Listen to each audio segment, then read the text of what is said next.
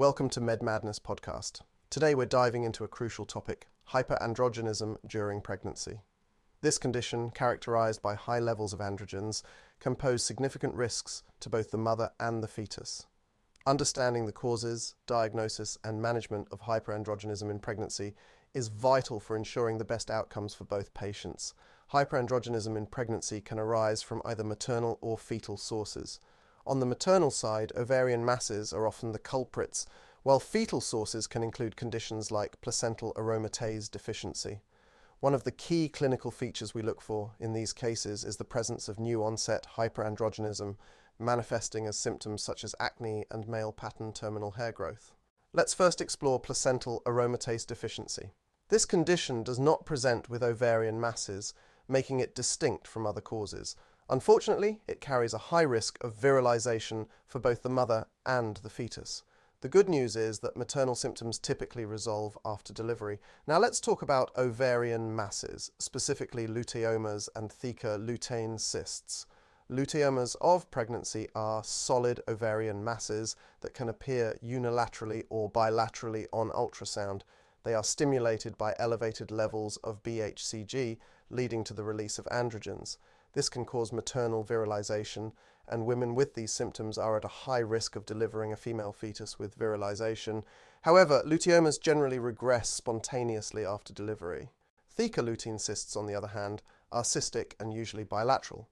They result from ovarian hyperstimulation due to markedly elevated BHCG levels, often seen in conditions like hydatidiform mole or multiple gestation. While these cysts can cause maternal virilization, the risk to the female fetus is relatively low. Like luteomas, Theca lutein cysts also resolve on their own after delivery. Another important cause to consider is the Sertoli-Leydig Tumor. This solid, unilateral ovarian mass carries a high risk of virilization for both mother and fetus.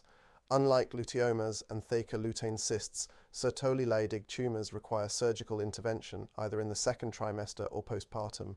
Managing these conditions, particularly benign bilateral ovarian masses, involves observation and expectant management.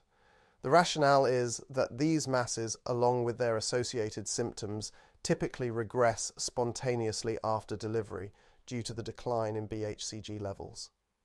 To illustrate this, let's look at a real-life case study. A 28-year-old pregnant woman presented with new-onset acne and male pattern hair growth during her second trimester. Ultrasound revealed bilateral ovarian masses. Given her symptoms and ultrasound findings, she was diagnosed with gestational hyperandrogenism, likely due to Luteomas of Pregnancy.